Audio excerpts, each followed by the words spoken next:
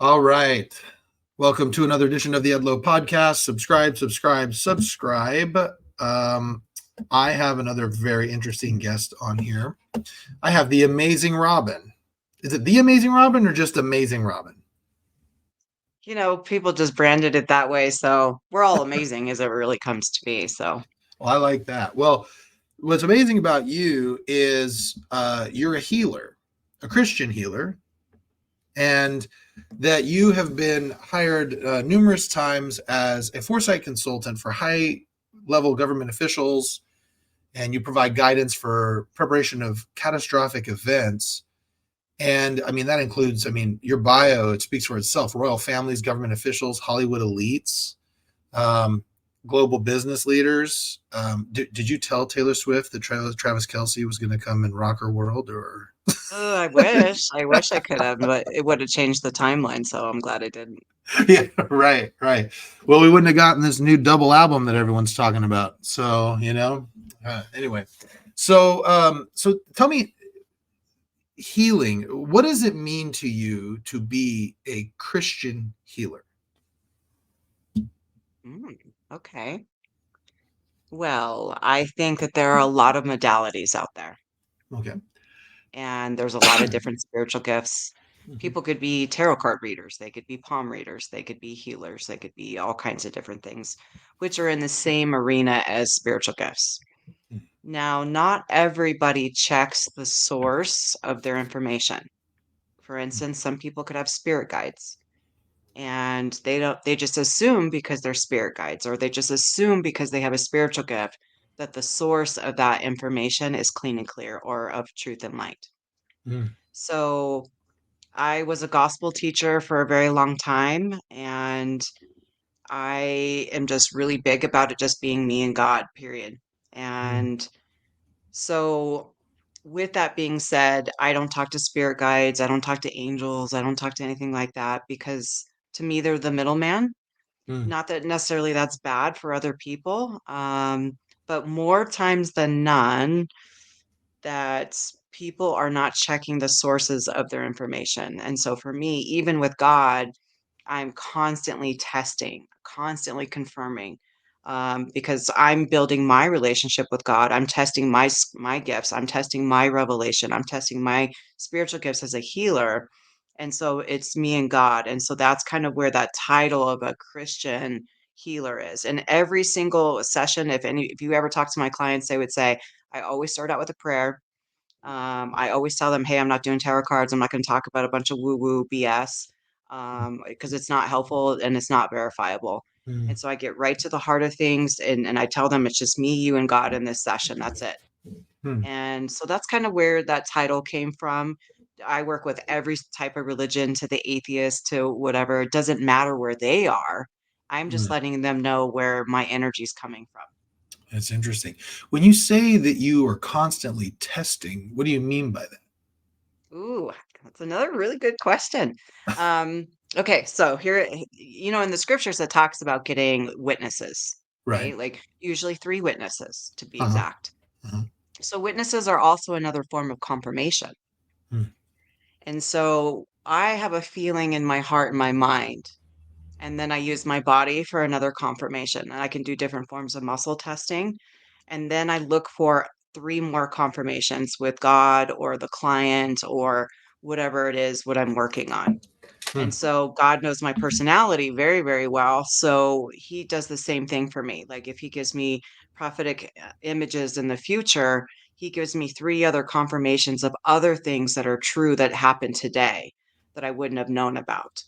Hmm. And so that's just how I work. I just think I'm really, really big about confirmation on all things Hmm. because we need it. We need it to build our hope, our faith, to build our spiritual gifts, to build our confidence. Even in relationships, we need confirmation. How the other one's feeling. Are you into this? Do you still love me? Like we're always looking for those things. So there shouldn't be any different with God. I think the Right. whole be blind obedience and having blind faith is man made for sure. Oh, yeah, definitely. It's really interesting that that concept of faith is so interesting because I'm very much against blind obedience as well. And one thing I do love about I've kind of developed there's a big, I don't know how much you know about the Mormon faith. I told you off air, the Absolutely. Mormon. Yes. But one of the things that I do appreciate about the church, and some people don't agree with this, but there is a level of, hey, you get personal revelation. So when you hear these things and you're questioning, you go to God yourself and ask him if that's true for you. And that to me isn't blind obedience. No, I do think if you test it enough times, and enough times you're getting the confirmation, It starts to eventually become.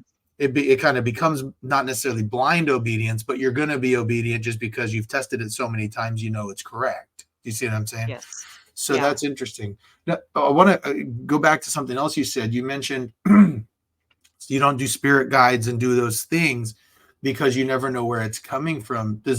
Are you suggesting then with people who are using spirit guides or those types of things that they may be coming from a different source? No, not necessarily. Um, I'll give a couple examples. Sure. So let's just say somebody doesn't feel comfortable in masculine energy. Let's say they have some Mm, sexual trauma, mm, and God is a very masculine energy. Christ is a masculine energy. Not mm, everybody knows about Heavenly Mother or other things of mm, feminine nature when it comes to celestial beings. And mm, so God will always give us opportunities to connect with whatever information's coming through. So mm, let's just say I had some sexual trauma, don't really feel comfortable or safe in masculine energy. He mhm, might send a righteous ancestor like my grandmother who does feel safe to me to be kind of a conduit of communication. mm. So Interesting. there's it's a different case for everybody, but the truth is that a lot of people who are in the mystic arena, the energy work arena, they have a lot of spirit guides. I'm not saying that that's bad, but what I'm saying is don't just assume because you can heal or hear them, see them, you're being guided by them, that all of them have your best intentions or that they're full of truth and light Mm, because our personalities are the same when we pass. So if yeah. I'm rebellious and mischievous and do all kinds of things and I'm a trickster here in this life, I'm the same way in the spirit world. Mm, And so it's important that you test them. So, for instance, I'm not against spirit guides or even angels or anything like that. However, for years it was just me and God. So I really needed to develop that connection and mhm, discern or distinguish the different type of energy. Even Christ has a different energy than Heavenly Father. Heavenly Mother has a different energy than Heavenly Father. And really getting to discern those things. So once I know what those things are and what they feel like, if God and I decide of something of truth and light, which I have set terms to, mhm, I have set terms, what do I allow myself to be taught by? mm, And if it's in that category that I've set terms to with God and He finds that it's in alignment with that, then I will allow that. So let's just mm, say I have a healer in my lineage that's mm, passed on, that's of truth and light. And we both agree that this could be something that I could learn or mm, heal from or whatever. And it's in my category of truth and light. I always measure everything at 100%, by the way. mm. So it has to be in the high 90s of Mhm, something to be truth and light, then yes, I would collaborate with that. But most people just don't know how to test things. They don't know how to measure things, and that's really in the quantum field. mm. And there's tons of ways of doing that. So that's just my category. That's what I've set terms to for my energetic field. Well, it's funny. I was sitting here. I'm like, okay, you obviously have some sort of intuition because you've said like three or four, like what I felt was specific Mormon things. Like when you were talking about those things, like for example, it's just so it's fascinating to me when I talk to people in this kind of mystic field, how much of what I have viewed as almost uniquely Mormon theology comes out. Like for example, Heavenly Mother, like that is something that Mormons believe in. There's not a lot of info, but that they do believe in, and I find that often not talked about much in kind of a patriarchal Christian faith. So, where did you develop these things? Like, where you obviously have a spiritual gift, you probably developed it over time. It's not like it Mhm. just came out this way. How did you develop this into being so intuitive? Okay. Well, I think everybody has some spiritual gifts.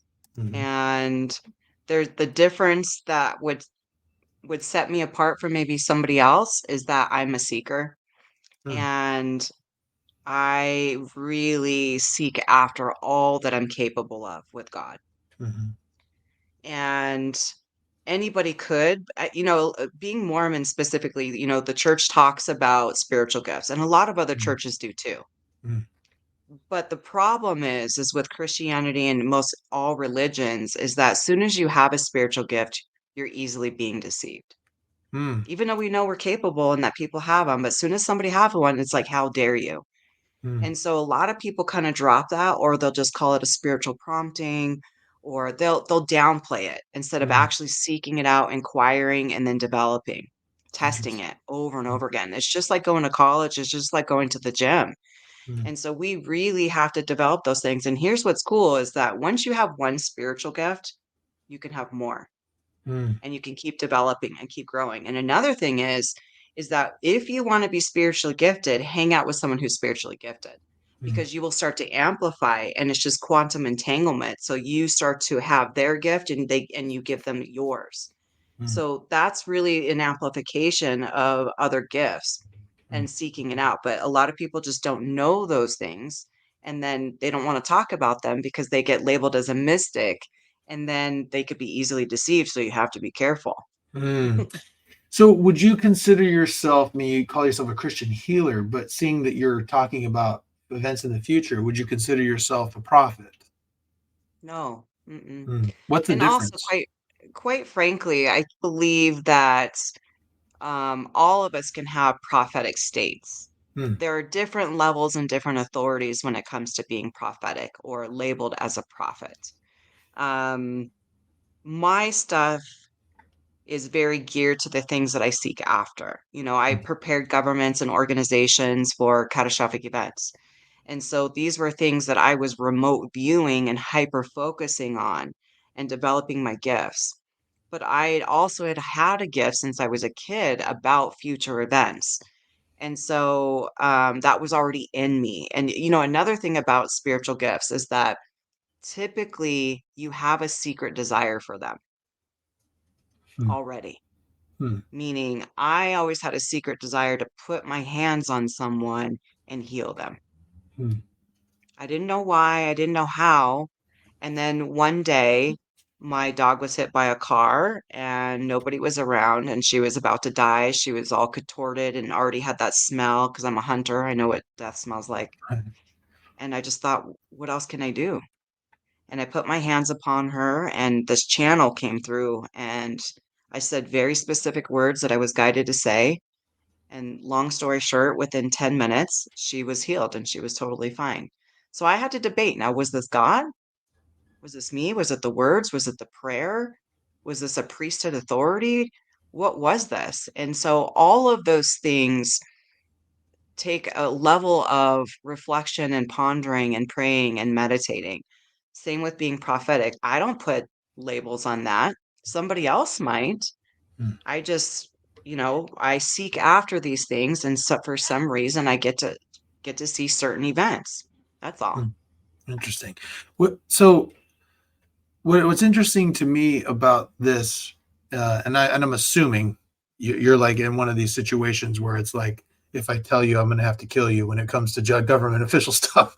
But like, it tells me that if high level government officials are calling you to say, hey, help us with preparing for catastrophic events, it means people within the government understand that what you do is actually real. Of Would you agree with course. that? And I would also have to have a proven track record, wouldn't I? Hmm. Right, right. Yes. So I guess what I'm saying is that sometimes it seems like some of these things that I think some people view what you do and others like you do, as kind of fringe, like a little, like it's out there, kind of little, like a little strange, and they don't know how to deal with it. Okay. But Well, if let's high talk about level, that. yeah, like what do you think about that? How does that make you feel when I say Okay. that? Well, let's talk about that because from the beginning of time, kings and rulers have used oracles. They've used, spiritual advisors. Joseph Smith, when he had a vision of Christ in the temple the very first time, it was two female oracles that had the vision first and told Joseph Smith to go to the temple for he would see Christ. Hmm. many, many You know times much through more about this Mormon church than I thought. Go ahead. so many, many people in history have used some type of spiritual advisor. Uh-huh. All of our presidents of the United States have had some type of spiritual pastor or advisor, people praying over them, leading them, guiding them. And now it's up to us to use our agency to choose what we want to do with that information. Mm, But we've always had oracles and mediums and things like that. It's just about finding the right one that's the right fit for you, that sings to your soul, that you know this feels good, this feels truthful. That's mm, where the difference is. mm. And Interesting. then getting confirmation Yeah. too, multiple Yeah. times. Yeah. So when you get a call from a high level official, what is that like? I mean, like, tell me, walk me through the process. Is it a situation where they're like, hey, we think something's going to happen. Can you come in and help us? Or is it a situation where you've seen something and they go, hey, we kind of believe that's going to happen. Why don't you come in and tell us? Sure. So I can do it in a couple different ways. How it kind of built some traction for me was that large earthquake that hit Japan years ago, that big tsunami hit.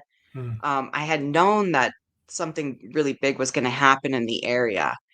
So sometimes I don't know all the details unless I hyper focus. I can get more, but I didn't have enough time.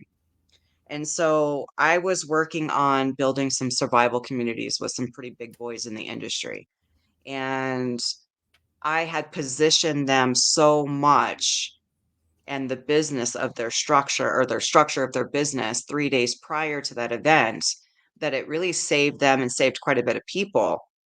And CNN got word of that and said, how the hell did you guys know?" And they said, "Robyn Peterson." And Hmm. so that's how it kind of started to build traction. Now, with my clients, I can do yearly previews of month to month of like what things we need to look for in their corporations, at their business. If somebody's running for office, I can see where something might be blocked. And that could be blocked by hatred, by how many people don't want them in office Hmm. or whatever it is. So it doesn't matter if it's a catastrophic event or if it's something in our personal lives.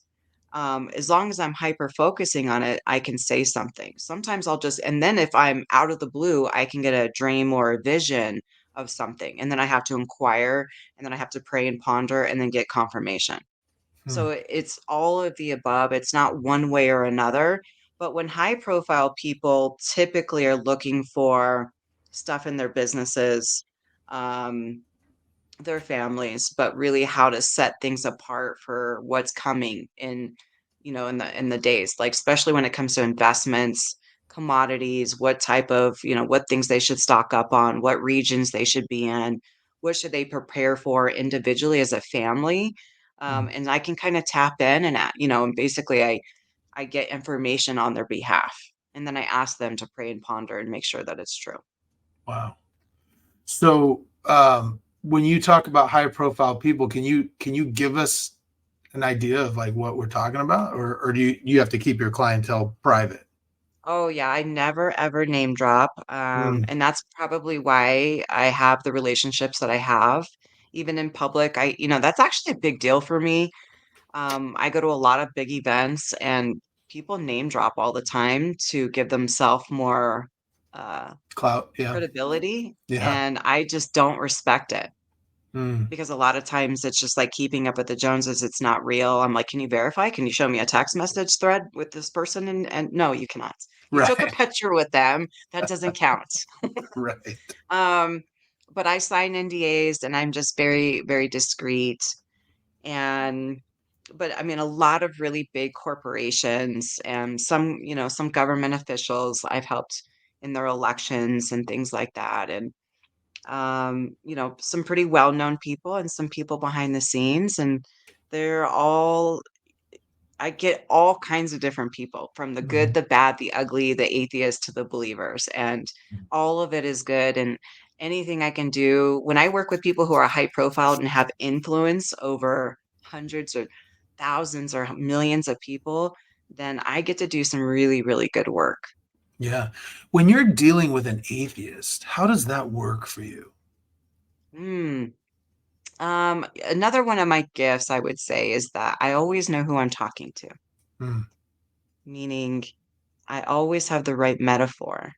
Mm, So if they are an atheist, then I will use things that their brain will understand something supernatural. And mm, I'll explain it in a way of science so that they can comprehend. If mm, it's an investor and he invests in commercial real estate and apartment buildings, then I'm going to use metaphors about apartment buildings. mm. So in the end, I have never worked with someone who was a non-believer and atheist that didn't have a complete turnaround. Really? Yeah. Well, let me ask you a question about that because if an atheist is coming to you, don't you think that there's a sliver that they actually kind of do believe if they're No, I coming to you? 100%. I don't think Yeah. anybody's 100% an atheist. And Mm, I think we also label an atheist meaning that we don't believe in like a God or a Christian God. But a lot of atheists just don't believe in supernatural things, mm, but they want to. They've yeah. just been, to be honest, most of them are just disappointed. They're let down. And Mm, I get that 100%. I yeah. know that let down. So I get it. And if you've been let down enough, then you're gonna finally give up on something, right? And so giving up on God and supernatural things is more of a form of punishment, Mhm. You know punishment to what? them.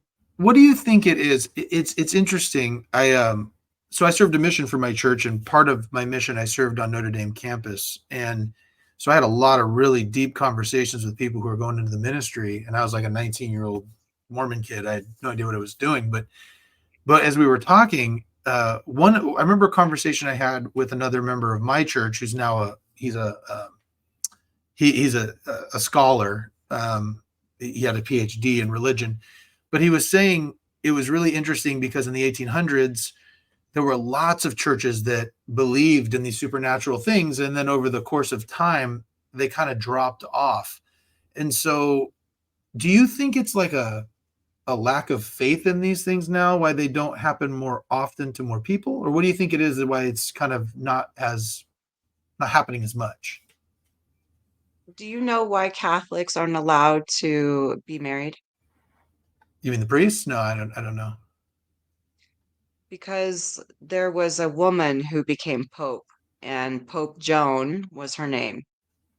And she was very spiritual, and she started to change the gospel and the doctrine of the church. She was a great teacher.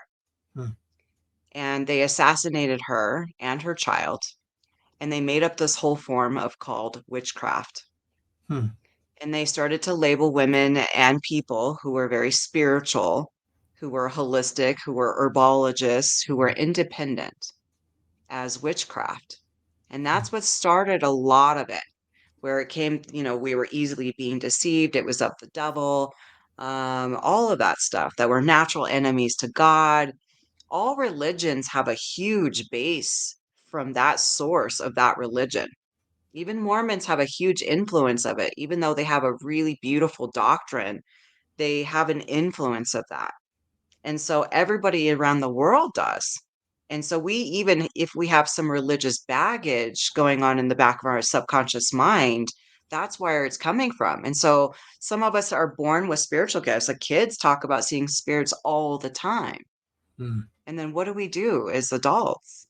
We dismiss it. We don't inquire of it. We don't develop it in our children. Nothing. hmm. I mean, we're in that day and age. It's not that there anything fallen. It's just like saying, how come there's no prophets and apostles, or why the Mormons only have a prophet and apostle, right? Right, right. So, in all reality, it's probably everywhere. Hmm, It's just the tunnel vision of thinking that it needs to look this way and that it needs to be in this church or in this direction. And that's where we're getting caught up instead of really breaking down our belief systems. And our belief systems should always be looking for an upgrade, hmm. So always. that's a great way to put it. You know, as someone who is close to God in this way and a healer, I often wonder how little we really know about God. I mean, what do you Mm. think? Do you think we're on the do you think we're on a good track, or do you think we're going to get there and go, whoa, this is completely different than what we thought? I can just speak from my own personal experience. Mhm. Um, this world is quite opposite of the truth. And, it always makes me so emotional. Being a gospel teacher, I studied religion for years across the country, and I love the gospel. I love scripture. I loved being in the scripture. I loved teaching. I loved all of it. And I loved the Mormon church. And and I was a good gospel teacher. And one day I had a face-to-face encounter with God. And in 2 seconds of having this encounter and seeing where God lives and who God is, everything that I believed and everything I'd been teaching was false. Wow. And that shook me at my core. I begged God to tell me I was being deceived. Wow. 2 So years, it took me over 2 years to process, I because can it imagine. shook me at my core. Everything, every scripture, everything was now becoming false on some level. Mhm. There now that was just in the beginning. Now I can look at it and see the beauty and I can see the truth in many, many things. Mhm. Um, but where I was at my core with God and religion and what I was practicing every day had a lot of falseness to it. Mhm. And that was very, very difficult because every picture on the wall at church, um, you know, gospel songs, gospel teachers, everything. I could just hear the falseness in it, and that was very, very difficult. So I think that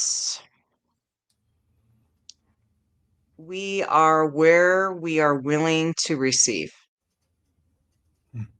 So if you believe that God is this, this, and this, and that's where you receive information, that's where you feel connected, that's okay.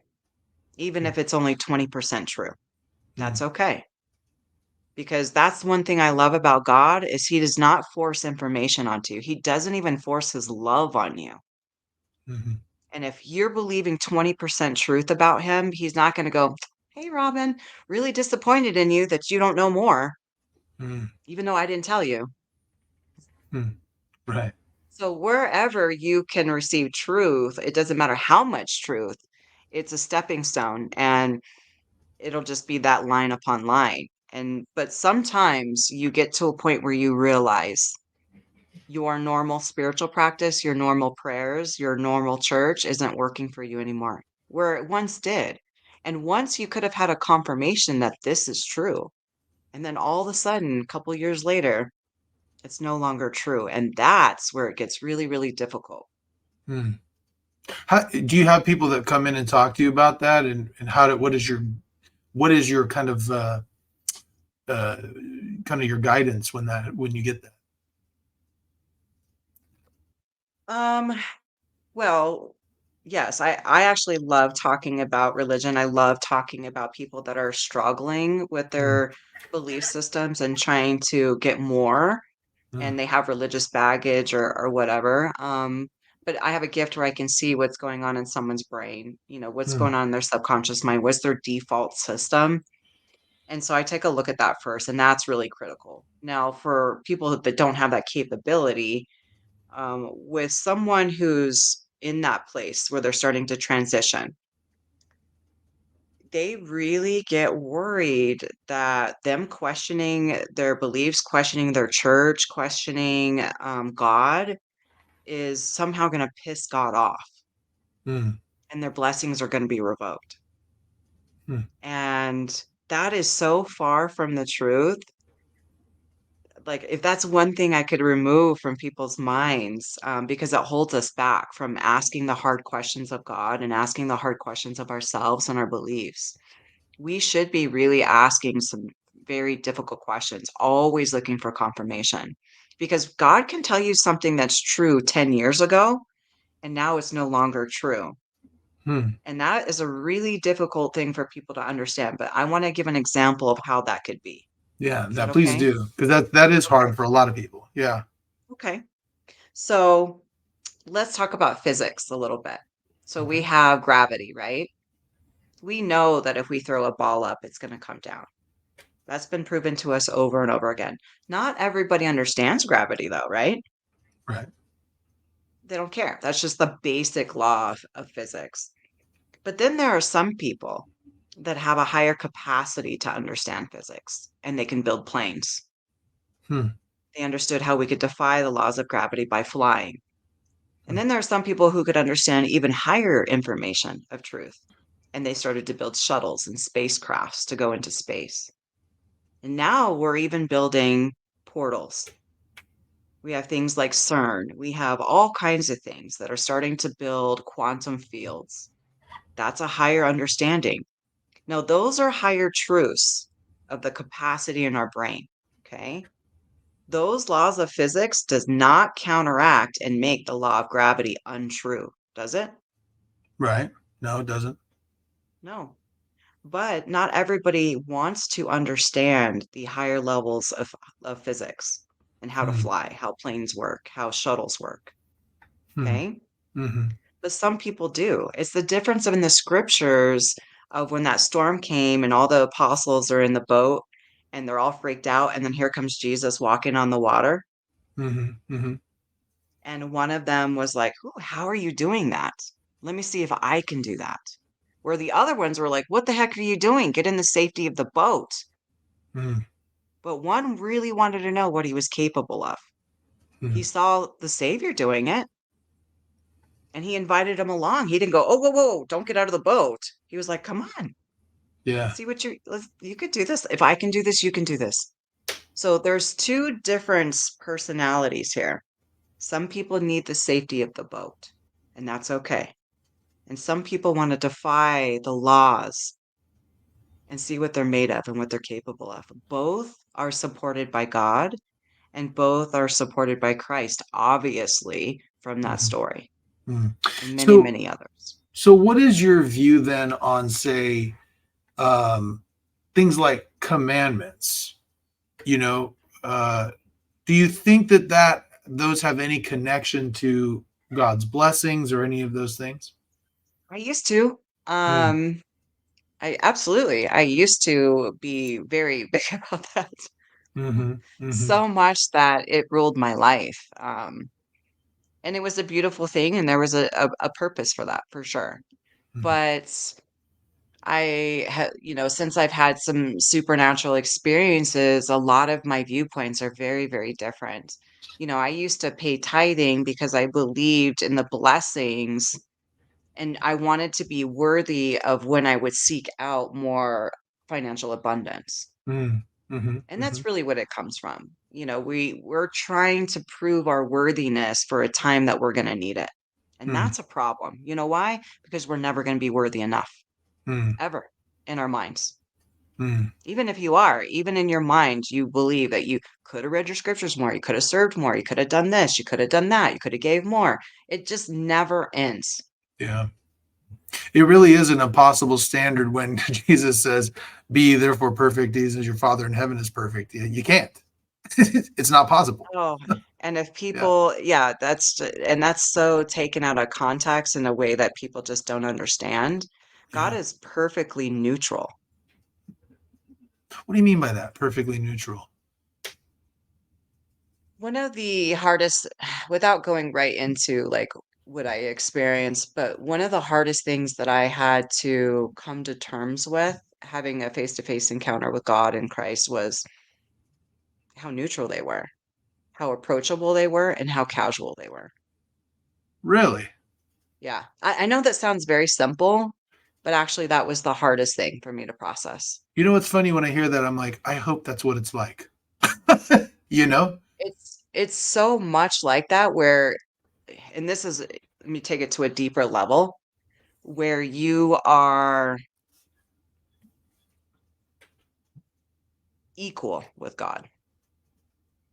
As in, meaning when you had the encounter, you felt equal, or like God made you feel equal, if that makes sense.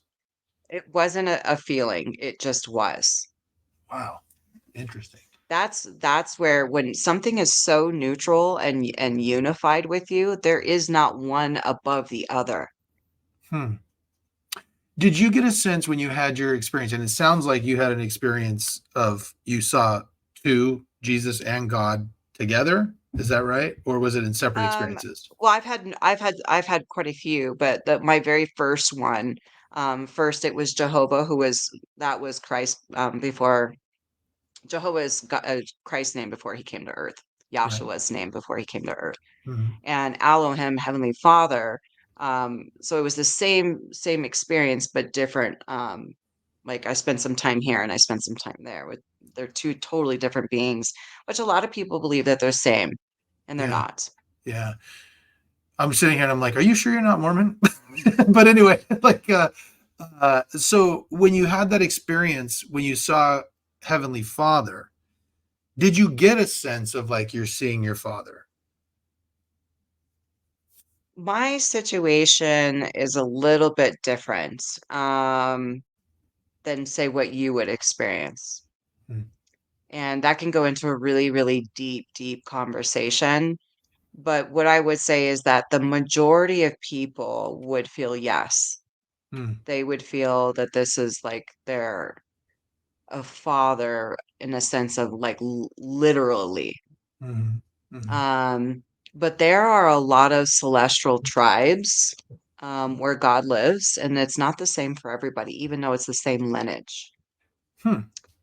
This world has a lot of patterns, um, that you can learn from Hmm. on how God became God and why we're here, and if people would just take a little bit of a bigger look at it. But I think that, again, that's why a lot of people don't really know about God. And like I said, they're like maybe 20%. Yeah. So how did God become God? Oh, you really want me to drop some bombs and I, shake a bunch of I people at the want, core? That probably I, wouldn't be very healthy. But I'll yeah. give you an example. Okay. Okay. So let's just say that this was a perfect world. Uh-huh. And we, as people, elected presidents that were perfectly experienced. They maybe had served in the military, they had built empires of companies, they were really good human beings. They were married, they had a family, lot of proven track record from all of the experiences that they've had. Okay? Let's just take that Mhm. example. If this was a perfect world. So God is a title, Mm. not a being. Mhm.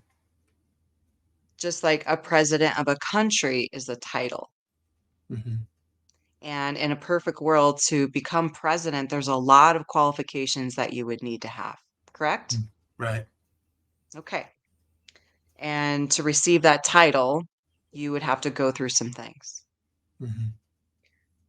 But let's talk a little bit deeper about that. So, if we analyze that title, like president being the same title as God in other worlds, in a celestial world, let's talk about what his family line would be like. Mhm. What would his children acquire to be like as they grow up with having two amazing parents as presidents that were incredible human beings that were kind, loving, strong, smart, had thousands of different experiences from going to college to serving missions to becoming senators or, governors to all these different things, right? Building companies while doing it all. And now they're finally here. If that was my parents, what would I want to be when I grow up? Probably just like him. Yeah. And maybe I would probably go down the same line. I'd probably go to college. I'd probably start a company. I might even become a senator or governor someday. I might even run for office for Mm. the presidency.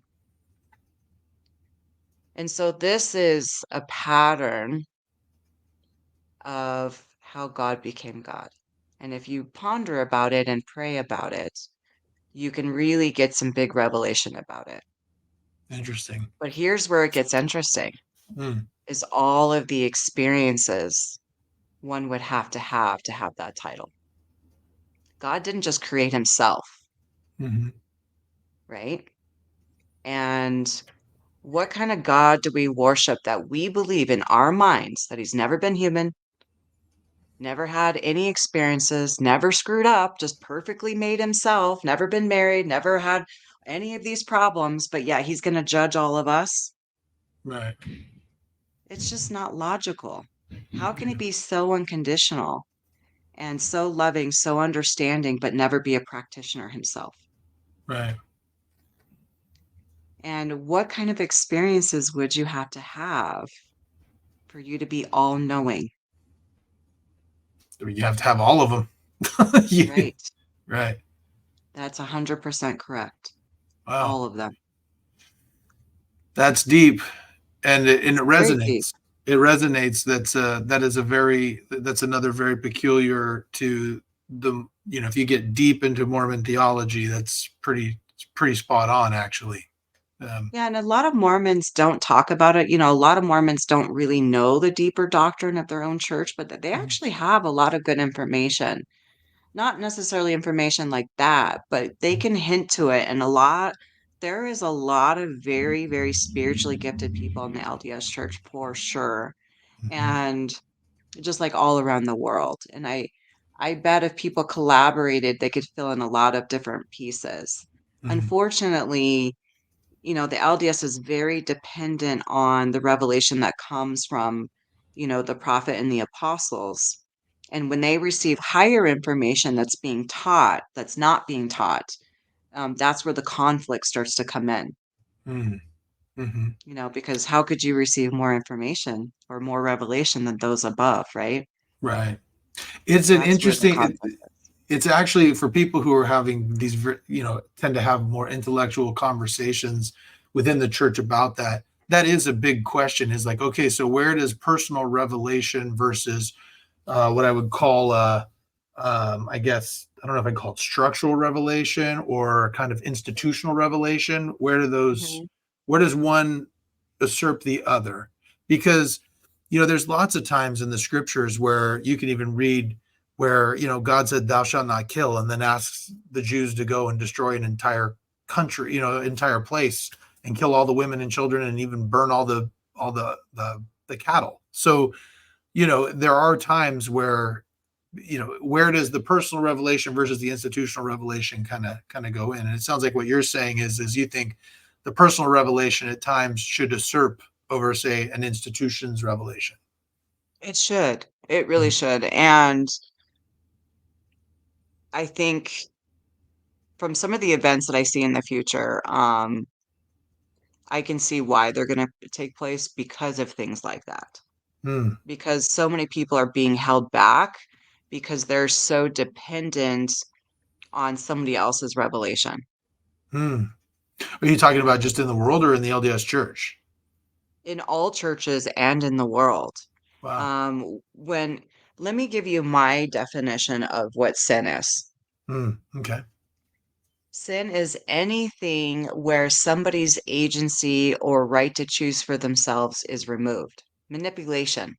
Hmm. So, commandments. Why is murder not good? Because their agency is being removed. Hmm. Rape, agency is being removed, right? Um, but when two people are consensual about something, it's a different thing. And so, men have made laws that have manipulated the scriptures. Hmm. And so we have all this fine tuning now of what's right and wrong and this is wrong and you can't do that because it's in this, but that's man-made and that's corrupt. But whoa, but God can kill all these people. It's very contradicting. Hmm. And one of the things I really want to point out about that is a lot of those things are taken out of context. One day I was having it out with God about you remember that story of Lori Daybell and her husband? Yeah. Yeah. Okay. Yeah. It's got some Mormon I roots was to it. Yeah. right. So We all know I about that one. Yeah. so I was watching I followed that case and I had heard about her and her husband having these spiritual gifts. And so I was already kind of they were on my radar. And when all Hmm. that had happened and I watched the documentary, I had to turn it off, and I went and had it out with God. I'm like yelling, I'm cussing, I'm pissed Mm. Mm-hmm. because this happens a lot where somebody has a spiritual gift, but there's a fine line between spiritual gifts and mental illness, Yeah. straight up. Yeah. And so I'm having it out and I'm like, where the hell are you, God? Like, here are these people thinking that they're your warriors going to bat with you, that they're in this war of like good and evil and all these things like we've been taught down here. And they literally killed their children because they think they're demons and you couldn't give them a little heads up. Right. Right. I'm pissed. Yeah. I'm just downright pissed about it. I hate it. Yeah. And I'm mad at the system that is set up here with God. It really pisses me off quite a bit, quite Mm-hmm. frankly. But so I'm talking to God and he said, "Robyn, if you will just remove one thing from your belief system, this will make sense for you." And I'm like, "Okay, I'm willing. What is it?" He said that God is all knowing. Hmm. And I said, "What do you mean by that?" And he said, because I'd already had these experiences, these other revelations. I am all knowing because I've had experiences. I have knowledge. I've been there. I've done that. Not because I'm spying on you. That would be manipulation. That would be the removal of your free will and choice, of your Mm. agency. Mm. We are viewing God that He is all knowing and all seeing and watching us. He knows every thought. He knows we're masturbating. He knows everything we're doing in our room. He's watching us undress. He's watching us talk to our friends. What kind of parent would be like that? Mm. If I was a mom and I was video recording my daughter in her room, listening to every phone call she had, tapping into her brain, watching her do things when she's alone, what kind of mom would I be? I'd be manipulating her. I'd be controlling her. I'd put fear in her for punishment because I know everything she's doing and I know what she's done wrong. And that would remove her free will and choice to grow. Okay. Here's the difference. I'm an experienced mom. Mm. I love my daughter. I know where she works. I know who she's dating. I know her favorite colors. I know her favorite music. I know a lot about her. But if she wakes up in a panic because something went wrong, I might not know the details. I might have a feeling, Mm. but I won't know unless she calls me. Mm. And if she calls me, I'm going to answer the phone. I'm going to say, "Hey, what's up, babe?" And she's going to say, "Hey, I need your help." I'm not going to go, "Oh, well, I already know everything because I've been video recording everything." Mm. I'm going to say, Mhm. "What happened? How can I help you?" Hmm. That's the difference that people don't understand about God. That's why Mhm. some of these things are taking place because somebody's not reporting it. Like you learn in the temple as a Mormon that we report back. Mhm. This Mhm. system is not being properly delegated down. Mhm. Now let's go back to that president analogy, the title of president. Mhm. A president will know what's going on with his country. He has governors, senators, EMTs, teachers, sheriff's department, police department, the FBI. He has all of these things to report back. It's a delegation system. Hmm. And not all of those delegation systems are working properly. That connection is not working properly. Hmm. So, yes, he might know what's going on in Colorado, but does he know that Robyn Peterson in Colorado is having a panic attack? Unless it's reported. Hmm. I can report it or someone else can. Interesting. So, doing that, if you want to get more, I guess, connection to God, is that more prayer, more meditation? How do you unlock that? Yeah, I mean, I think I do that kind of work for people all the time. My biggest thing is to see why somebody is not reaching their fullest potential. What's getting in the way of their fullest potential? Mentally, physically, spiritually, financially, sexually, it doesn't matter, right? All of it affects our spiritual antenna. But if I was going to say on your own, we should always be asking God what we should be praying about, what is getting in the way of our potential, what belief systems do I need to remove that's Hmm. keeping me from understanding higher levels of law or higher levels of truth with God or my being or my purpose. Right. Those should be very consistent because once he tells you one thing or shows you one thing, it should just keep going and keep going and keep going. Wow. Interesting. So when let's say you meet somebody new, right? You meet somebody brand new and they're coming in, I don't know, it can be personal or a government official or whatever. How do you Mhm. start your work with them? So, just so you know, anybody who ever books time with me, they're not allowed to say anything. They're not allowed to leave a message in the booking or anything like that. Hmm. Any of my clients who refer, same thing, they know. You are not allowed to tell her anything, why you booked this call, anything about you. All I want to know is your name and that I permission. Permission is huge for me. So I get on the call. I just explain what I'm going to do, what I'm going to be hyper focused on, and then I ask for their permission, and then I ask for them to say their name. Hmm. And their name gives me the hyper focus. That's why there's so much power in the name in Christianity and religion around the world. Hmm. The name is like the signal. It's the frequency. It's the fingerprint. Hmm. And to bring that up, by the way, how often are people praying in their own names? They're not. Right. There's a break in that delegation reporting. We've been taught that we are enemies to God naturally, Hmm. and that we need to pray in Jesus' name, which that wasn't even his name to begin with. So we're Hmm. praying in someone else's name and we're not even saying it in our own name. Hmm. What we should be doing is praying in our name and then maybe asking for the sealing power of Christ if we're a Christian. Hmm. But we should be signing our love letters to our Heavenly Father in our own names, don't you think? Hmm. Yeah, that makes sense. Yeah. And another thing is that most people don't even know their true names.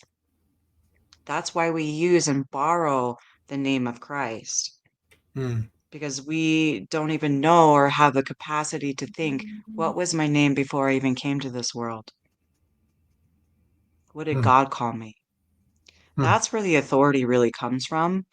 And it's just things that people don't think about. But once you truly know who you are, it would be really important for you to start praying in your own name. Hmm. And you could always collaborate that with Christ. Like sometimes if I have some really deep healing work, I collaborate with the power of Christ. Hmm. I use his power to amplify mine and I amplify his together because we're on a team together Hmm. versus he's way above me and so perfect and I'm never going to achieve that. That's a really human way of looking at them. Interesting. So you get their name, and then so you have no idea why they're coming to you or anything like that, and then you just start I telling just them, tap in. Yep, yeah. I just tap in and then I can see what's going on with their brain, how it might be affecting their bodies. If somebody wants to kill themselves, I can tell. If they're sick, I can tell. Same thing, if they could just tell me the name of their company, I can see where their company's blocked. If there's a block in a product or a block in a service or somebody's committing fraud, whatever it is. So I can see a lot just in like 3 seconds, and then we can talk about it, and then I can track it. I can go in someone's timeline and figure out where it came from Hmm. and why. And so then we talk about what we can do about it. So that's kind of how it works for me. But the reason why I don't allow people to give me information is because they're attached to an identity about it. It's Hmm. baggage, and I'll get Hmm. biased information. Hmm. You mean And I'm always like, their biased information? You mean? yeah, they're like, oh, I'm sure I'm screwed up because my mom died and this and Uh, that. And I'm like, whoa, whoa, whoa, whoa, whoa. That's not it. right. Okay. And then I start to hear things about them and I could create a judgment in my mind as well. Hmm. I'm not perfect.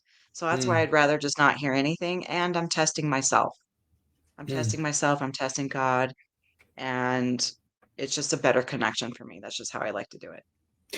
It's interesting because here's something that I run into quite a bit because I do believe in personal revelation, but there are so many times where I feel like I have personal revelation but I doubt it. Do you see what I'm saying? He does. It's almost in a situation where like it's really easy to follow personal revelation when it logically makes a lot of sense. But then if it's something that doesn't make a lot of sense, you're like, okay, so is that really coming from God, or is that I don't think God would tell me to do that, whatever. And 9 times out of 10, later on, if I don't follow it, I find out I've caused a lot more problems by not following it than if I would have just followed. Did you ever have a situation like that, or do you still even have situations like that where you kind of have some doubt of yourself, of the abilities that you've had, or have you kind of Not graduated so much past that? anymore. I used to. I used Mm, to struggle a lot, especially when God would tell me or advise me or lead me in a direction that was against my religious beliefs. That mm, was a huge thing, and it held me back for a very long time, to be honest. mm, Um, because I put the church before God. I did, mm. 100%. That's interesting. 100%. And the churches are set up, even if we realize it or not, we are set up in our subconscious mind to believe that whoever's an authority in that church, that they receive higher revelation than us, period. Mm, hmm. Whether you consciously know that you can receive higher revelation, that's a conscious belief. Subconsciously, you know that they are higher and above her and above you, and that you should not receive anything that's going against what they're saying or above what they're saying. That's interesting. That's the problem. And that held me back for a long time. That means that I am choosing them and choosing the structure of their entity of this belief over what God is telling me. And if I'm a seeker, who I am, I'm always looking for higher information. Hmm. And Hmm. so if he's giving it to me and I'm doubting it because it's more than this, then what am I choosing? Do you think that that is a conscious thing that the leaders of different churches are doing, or do you think it's kind of a subconscious thing, just human nature? Like, do you think they're being malicious about that? Like, if you go to a church and you have a pastor or a bishop or a Catholic priest, and you're saying, "Hey, this is what I'm receiving," and they're going, "Well, you would never receive something that is above what the church is saying." Do you think that that is a malicious thing that churches are trying to do to hang on to parishioners, or do you think that's just something that they're kind of stuck in the same system that we're all stuck in? If that makes sense. Yeah. Yeah. I mean, I do think that there are a few that actually 100%, and I know this for a fact, Hmm. um, that there are a few that they do know that they do not have the prophetic office as a seer and revelator, and they allow people to continuously think that. Hmm. To me, that's false and that's Hmm. manipulation. Hmm. I think the majority of clergy and what we're speaking of are just caught up like the rest. Hmm. Hmm. Hmm. And so it's just one of those case by case things. But it's a level of personal and spiritual growth as an individual. Yeah. You know, I always want my students to exceed me. Hmm. Do Always. do you find that you get more personal satisfaction out of helping the individual or the government official or the corporation? Where do you find the most fulfillment in your work? Hmm. There's an opportunity when I get to work with governments and companies, where I can shift and help a larger amount of people in a less amount of time. Hmm. So, but a lot of those people never know how or why. And so I miss the personal one-on-one connections Hmm. with, if they're a corporation and they have thousands of employees, I can shift a whole entire department. Hmm. Um, and they won't even know why, and I'll be emotionally attached to that, and I don't get that in return. Hmm. But I do see the ripples of the beautiful work because you're affecting a lot of people, and it just keeps going and going and going, which is great, right? But, the people who believe that something's wrong with them are dark about them. Hmm. Those are the people that are that's my favorite. Hmm. The people that when I think get that to they have something wrong and you can help them see that it's not. Is that what you're saying? yeah, like people who believe um like they can't be forgiven, or that there's something dark and evil about them. Hmm. I've worked with people who had the desire to be serial killers, I mean, all kinds of things. And Is that alarming for you when someone comes in and says, "I want to be a serial killer"? You're like, yeah, I had a client who was referred to me, and right away when I tapped in, I could see the really dark thoughts that he had been actually planning and thinking about some mass shootings and stuff like that. wow. And then as I brought it up and we started talking about it, he talked about how much he respected mass shooters and serial killers because they had the balls to do what he wanted to do, Hmm. and that's why he had been pondering about it. So yes, I don't like that at all, but Hmm.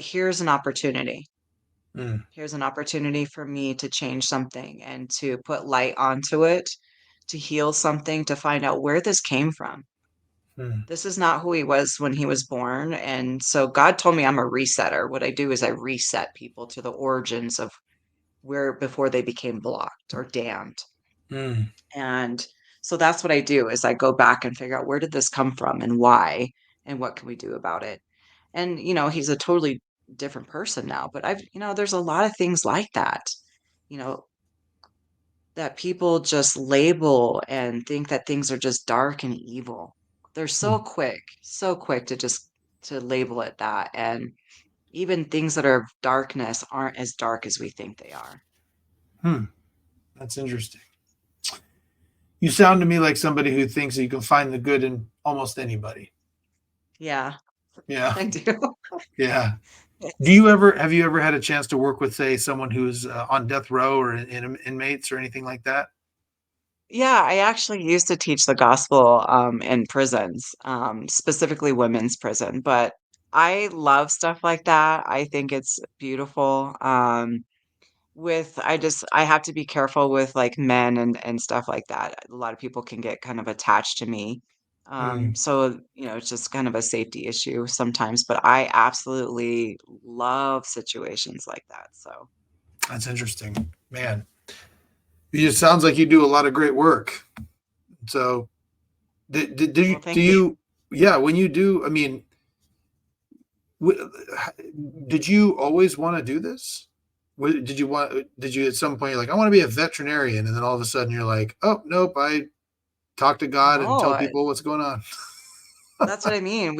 Whatever our spiritual gift is, it's like it's secretly in there somewhere. Yeah. Like I said, I'd always, even when I was a kid, my dad would call me Dr. Rob. Um, because he would get an injury and I would like make up concoctions with like herbs in the kitchen and I'd try to fix them and he'd call me Dr. Rob and that was already in me.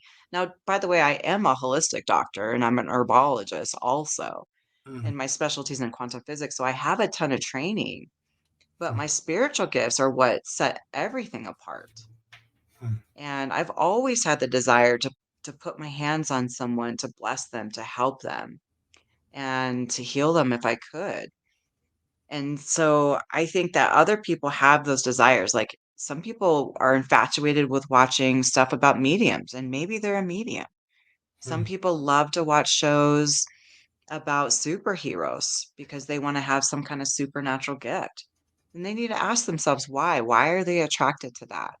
And why are we being bombarded with information like that, movies like that? That's another good question because the dispensation of time that we're going into, some of those gifts might be awakened upon people. And it's Wow. starting to subliminally plant some of those seeds to seek it out. Wow. You think that Hollywood's doing that on purpose? I always wonder what the heck is going on. You've dealt with Hollywood elites. I'm like, they've got something going on over there that I just don't understand. You know? Well, I will say this that all things are used for a good manipulation and a bad manipulation. Mm. And it's all about our spiritual antennas. I think it's so important for people to have their spiritual antennas intact and developed so that they can see the different sides of things and look at it in a very neutral plane versus judgment, Mm. because it's not helpful to label things. So I think that there is some predictive stuff going on in Hollywood for a lot of different reasons, good and bad. You know, the government uses remote viewers just like me. They know about events like I know about events, and some of them are going to use those to their advantage, and some of them are trying to do good. So there's Mm. a very equal amount going on. Wow. Scary. It So, is. well, let me, I appreciate your time here. I want to ask you three questions that I ask everybody. Okay. They're rhetorical, really. I feel like they're deep, but you sound like a really deep person. So you probably already thought about these. So the first thing is, um, what would you say was your biggest success in life?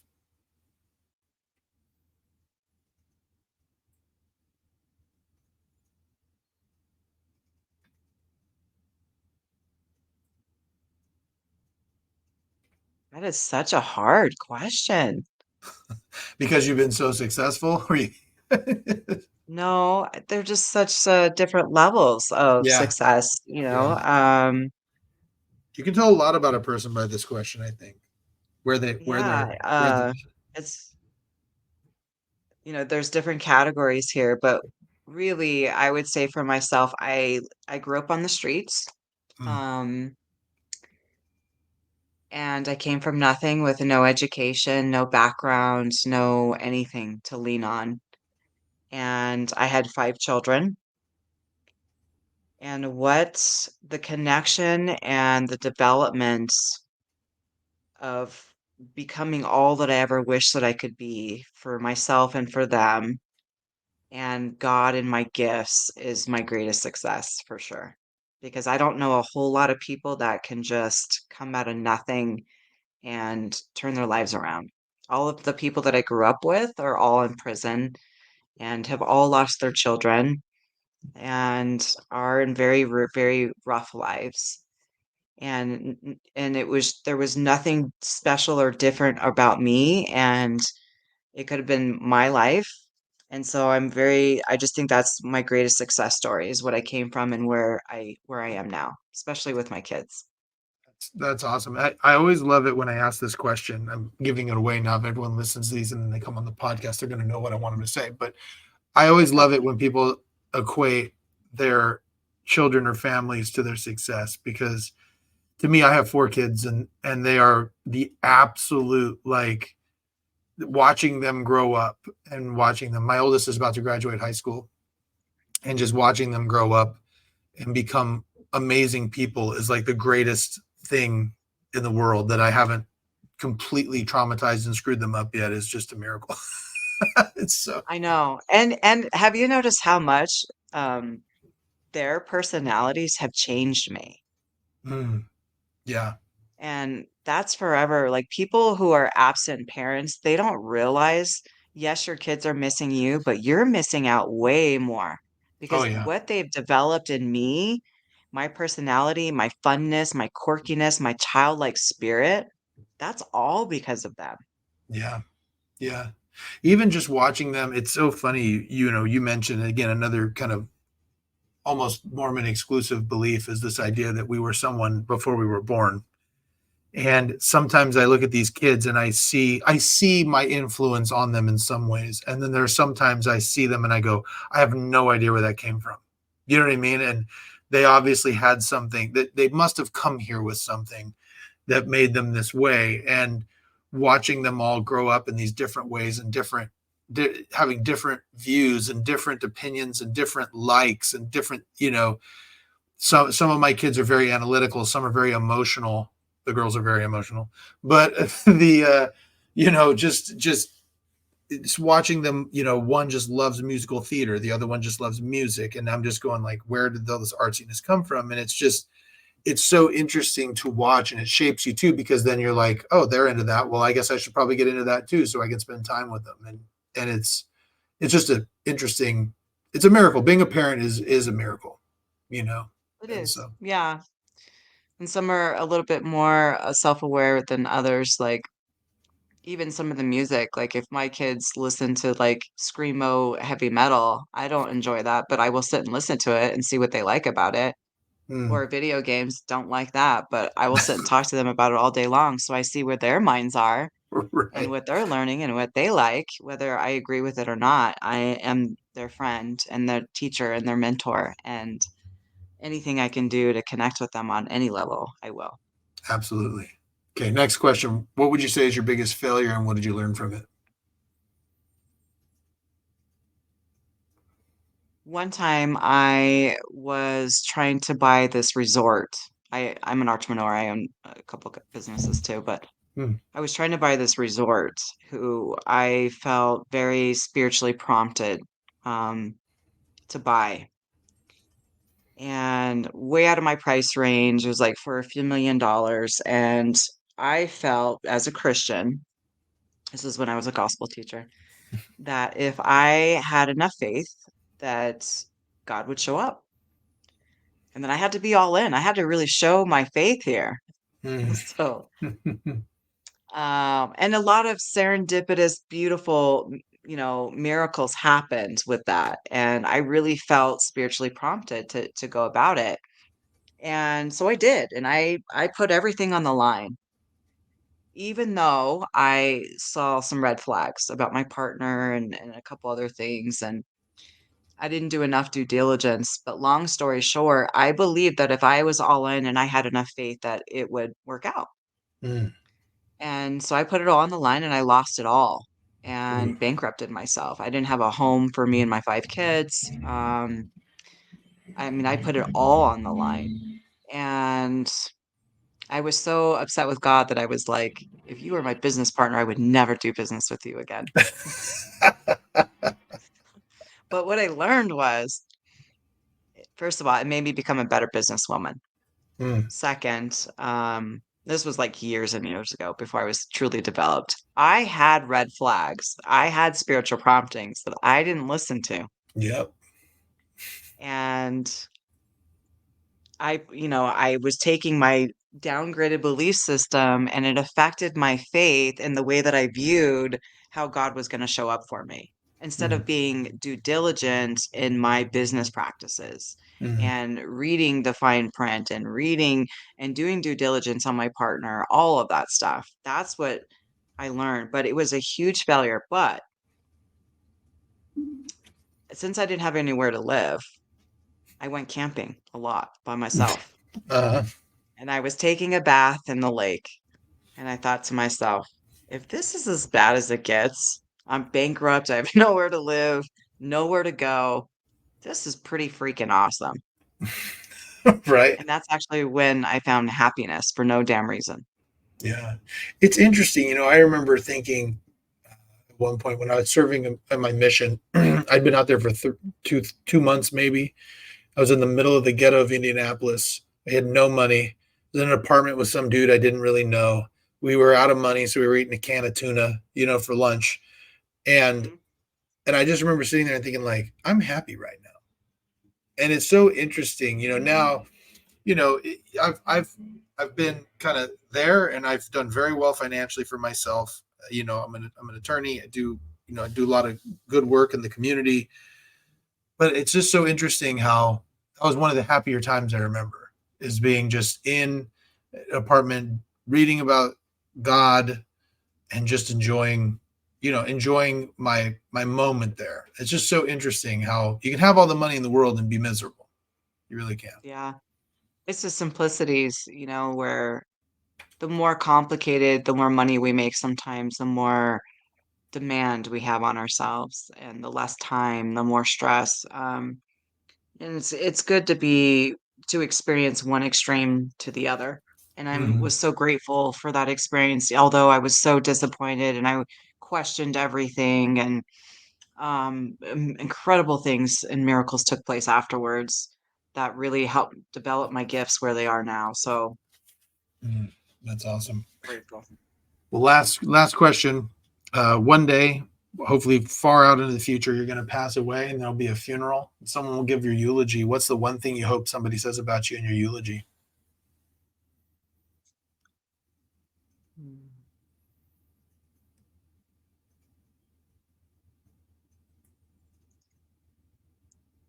I I believe that this is what people will say.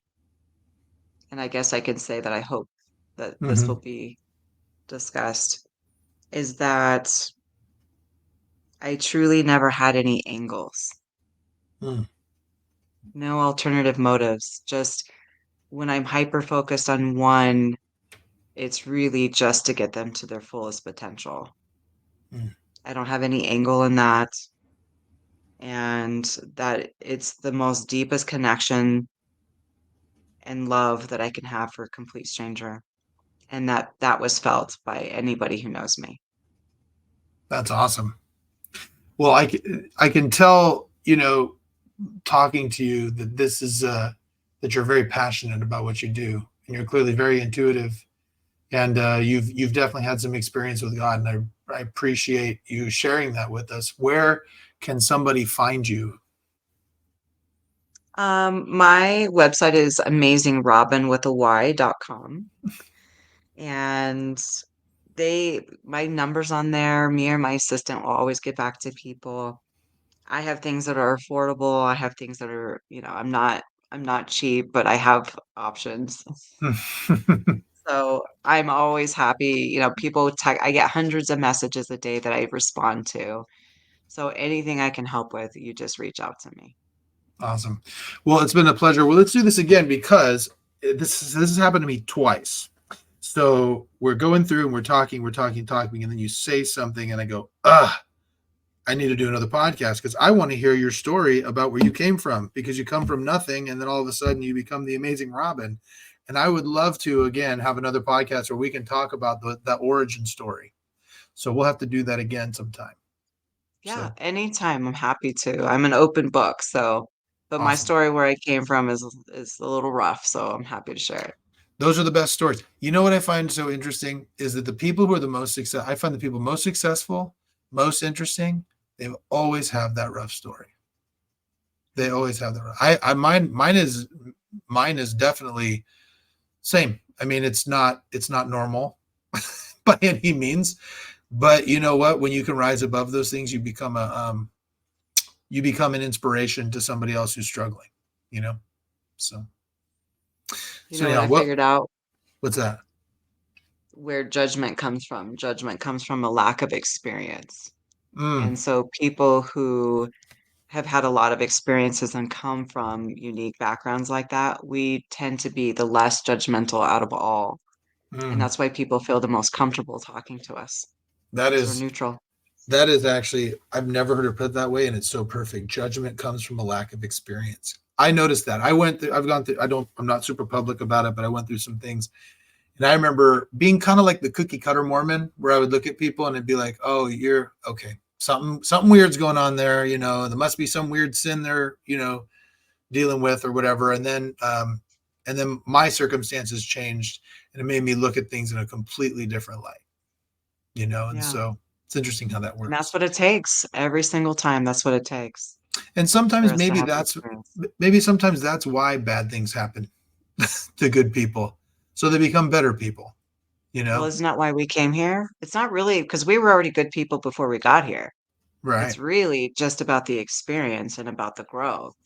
Mm, But yet that's we're told to walk a fine line to not have those experiences and growth, when really that's what we came here for. that is a It's a good point. contradiction. Yeah,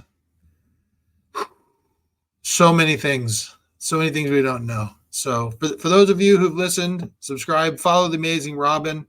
This has been great. I really appreciate it. Thank you for your time. It's been a pleasure.